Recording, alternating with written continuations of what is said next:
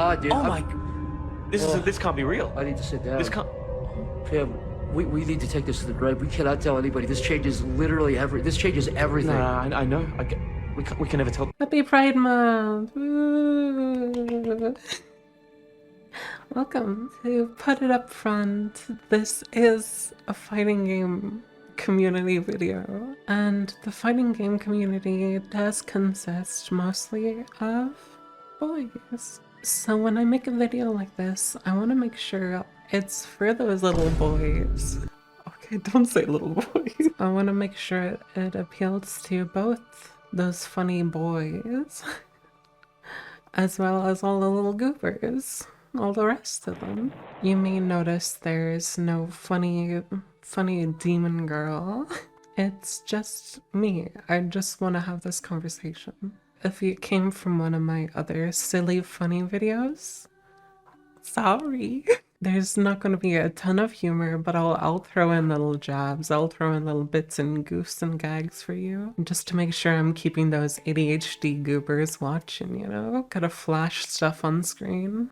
Jokes aside, I want to talk about my story through the fighting game community. I, for one, live in rural Ireland, right dab in the middle of buttfuck nowhere. Fighting games weren't ever going to be introduced to me by a friend or like a community. So when I was the wee lass and I was getting into fighting games, there wasn't anyone to teach me anything. All the information I got from fighting games were from YouTube. That's why I want to post these videos, because I know a lot of people don't have access to community yet. So naturally, when I started to get more serious into fighting games, it was also when I was figuring out my identity. At the point I was getting serious into fighting games, I already knew I was a girl. I wasn't old enough to start actually working on it. But there's something wrong with that. And I'm gonna tell this story with the purpose of learning something from it. When I first started joining in on the fighting game conversation, like a lot of trans folk, it was through text chat. There's no worry that your voice doesn't sound good enough, so you can be your perceived self without getting any questions. Because a lot of, especially what I feared the most, was someone at the time, I want to say, calling me out. I didn't have a feminine voice, so I was so scared that if I tried to talk and say I was a girl, I would get lambasted. I would get, made fun of. Because a lot of the content, especially on the early internet, they used guys dressing up as girls as this comedy, as this joke, as this trick. So a lot of my early mind formed around, I don't want to trick people, and I don't want these people to call me out. And what that led me to do was voice training. Voice training is something a lot of trans folks do go through, but I was doing it for all the wrong reasons. I was doing it just so I can feel an ounce more like myself. And so I trained my voice. I did a lot of dangerous things to get to that point. I got to the point where my voice was feminine enough that there was no longer the question. There are certain phrases you're afraid of. It's confrontational, and I know despite funny hee hee hoo hoo, despite, what I put on, I'm an anxious person. And I would see those kind of questions where right now, as who I am, if someone asked me those questions, I would understand that that's not a good person. That's not someone I should feed stuff into or take in personally. Back in that time, that was how everyone was in the fighting game community. Of course, I never really got exactly what I wanted, and even when I had the, cis girl voice, when I got to that point, I realized the decades of study about how men treat women different are all completely true and not actually very fun to deal with. It's not something I'm going to go into length here because there's far, far, far better resources for that. It's more so the point I never got that satisfaction. I never got that feeling that I was myself. So I took this to the next level in my later life. I finally got out of the middle of buttfuck nowhere Ireland and moved into a place where there was actually locals going on. And one time I did my hair, I got dressed so pretty. I went in and I felt better than I ever felt before. I felt like I finally looked like myself, like I could finally be myself. I was achieving all these goals, but no matter how much was going for me, I still hid in the corner for about 2 hours. I was too awkward to talk to anyone. I was in an uncomfortable space. I was so worried about how people were perceiving me. I was worried if I laughed too much, would they realize, would they know? I was too worried about what everyone was thinking. So while I was stuck in the corner of that room, quivering, quite literally shaking in my boots, it took one person to come basically adopt me into this tight little corner where we played Strive. And I sucked really bad because I was really nervous. But he was kind. And I forgot to get any of his socials, so... It's like a mystery boy that adopted me and then just vanished. I never did go back to one of those. I was too scared. That's my story, you get it, but what does it mean? And I think it comes down to what we can expect from acceptance in the here and now. Back then, a lot of people didn't really know a lot about trans people, and most of the media they got was guys dressing as girls for humor. And it's okay, but in the here and now, we live in a really educated world. There's a lot of people so willing to accept you no matter what. And I don't think you need to go through that choking yourself just to sound that bit more feminine. I don't think you need to worry about how everyone's perceiving you. You are who you are, and that's something I am still learning.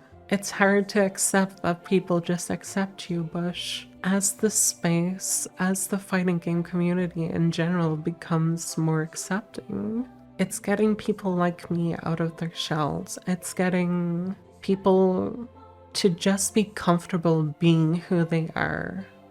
Well, I'm not going to say all of the fighting game community has just become accepting overnight. I can say that the likes of Testament and Brisket, these characters are bringing in new audiences. Trans folk are finding an accepting and welcoming place in fighting games. Because, like I said in my story, a lot of trans folk find it hard to use voice chats. And sometimes it's harder to play group games without voice chats. A lot of these trans beings don't have a voice because they're scared, they're worried they're going to be called out for not fitting in, for not being a part of it. But as people get their individualism and as people grow, we are starting to realize none of this arbitrary shit we apply to people matter. And I know I'm going on a bit of a tangent, and I hope I'm not losing the majority of boys just wanting to learn and understand. But What I'm trying to say is that a character like Ladiva has a story. She is who she is, and all of her features don't what you want to be told is feminine. If you don't know Ladiva's story, she had the choice of any body, but chose to stick with the one her mother gave her. And that's a story that a boy, a person who doesn't get this gender dysphoria, can see and go like, that's sweet. She still enjoys her body. But the thing is, when you look at another person, or when someone else talks and says, I'm a guy or I'm a girl, it doesn't matter what you want to perceive. What you know and what you're told isn't completely invalid. There are people who confine to what you know, and the reason that is because those are the majorities. There's nothing wrong with being the majority. There's nothing wrong with just being a boy. But if you run into a guy who doesn't confine to what you would perceive as a guy, you gotta think there's a story, there's a reason behind that. That doesn't mean you have to go prodding and figuring out the reason to figure out if it's justifiably enough for you to allow them to be called their gender. You don't have to know all that stuff. All you have to know is that they want you to call you he, him, and that's okay. But I know a lot of, especially my audience, is gonna watch this and go like, ah yes, I know. But it's something I want to put out there, because even if it's just more trans girls hearing my story, hearing that it's okay to be yourself, any amount of people hearing that is good. It makes me happy. Genuinely just want to enforce people being themselves, because I realized that that fully cis feminine voice that I was doing was not only hurting and destroying my throat, but was generally just uncomfortable to me. So that's how I landed on this voice. Something more comfortable to me, something I can express myself in. You don't have to become the perfect girl or have the perfect voice of what you've been told is perfect. You just have to find the voice that makes you happy, the voice that makes you feel comfortable. And you shouldn't rely on other people to figure out what makes you comfortable. I'm not saying disregard other people or other people's opinions. If they say that jacket doesn't fit you and you know their opinion is good, maybe you should change the jacket. You'll find yourself, you'll find what works with your body, you'll find what works with your voice. The more goobers like me, the more goobers like all these other goobers entering the fighting game space is making it a more welcoming space. I hear from a lot of trans girls who don't know about the fighting game community, just hearing that it's a safer place. While a lot of this is fostered in little groups of trans girls in one Discord server. The big great.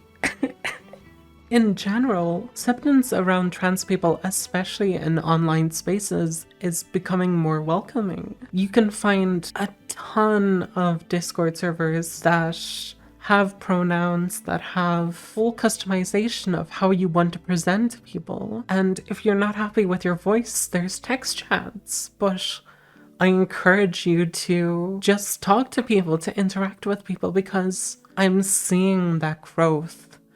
And while, especially in some of the darker corners of places you don't want to be on the internet as a trans girl, in some of those spaces you can feel less safe, but if we take these communities and just spread the word that, hey, being gay is okay, then we make these places more accepting. And one thing I didn't mention about the local is when I came out of my little Irish hobbit hole and I crawled into that pub, everyone was super fucking nice. They all gave me the neutral pronoun they. And I think that's showing the acceptance. All of the fault kind of came on me over worrying. It came on me putting too much expectation on myself. But if I just accepted that what I look like right now is how I look, and if I just tell people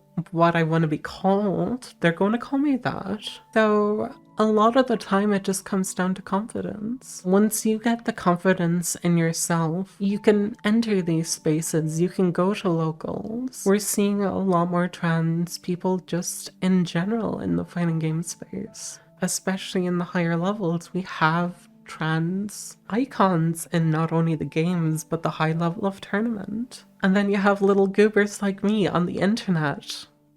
Please subscribe. Spread the message that being gay is okay. Happy Pride Month. Subscribe to me because you have to, because it's Pride Month. What does this mean for the boys? The boys in the chat. No question about their gender. They're just happy being boys. That's awesome. That's okay. I love boys. But a lot of it comes down to if you want to make these people feel more accepted, just treat them as a friend. Just be accepting. On the base level, it comes down to if you call them the wrong gender, that's okay. If they ask you to correct it with, let's say, she, and you notably start using she from there on, even if you slip up once or twice, it's that effort. And once you start just accepting that what you may know about gender norms doesn't really apply to these people, they don't really have the same view as you do. Once you start realizing how flexible and how meaningless it all is, it'll become natural to you to just either use the they as a neutral pronoun. Because at the end of the day, I'm not saying every trans person you meet is gonna become your best friend and you can go run through sunshines and petals together. No, there's awful people out there. There's awful trans people. So I'm not saying you have to become friends with every trans person. I'm just saying it takes so little to accept and welcome them into a community. It's like, why not do it? And I know I'm speaking to a very minor part of this audience, because if I know one thing, it's that real transphobes stop listening about 30 seconds into the video, or they didn't even click the video because it has a little wee trans flag on it. Woo, scary. I'm not the trans ruler, and I'm sorry, but neither is your favorite content creator. Every trans girl has a different experience. Every trans guy has a different experience. Everything in between. They all have their unique quirks to them. They all have their growing pains, their growing issues. And, you know, each one of those individuals has a different story. Each one of those individuals has a different way their brain might work. There's so much story. There's so much complexity to it. It's best to just not complicate it. It's best to just say, oh, you want to be called she? Okay. Can you tell her to please stop eating my grass? Okay. I hope you like this less comedical, more so serious video. Just cause Pride Month, woo! But genuinely, I want to hear your story. As long as I haven't done a bad job editing, I would like to make a video that can inspire at least one little trans goober to join a voice call. Don't worry so much about your voice or how it sounds. It'll change with time. It changes with comfort. You meet these people, you make these realizations that a lot of your worries don't matter. And you should just be happy and interact with people. I, for one, am not very good at interacting with people. That's why I make YouTube videos.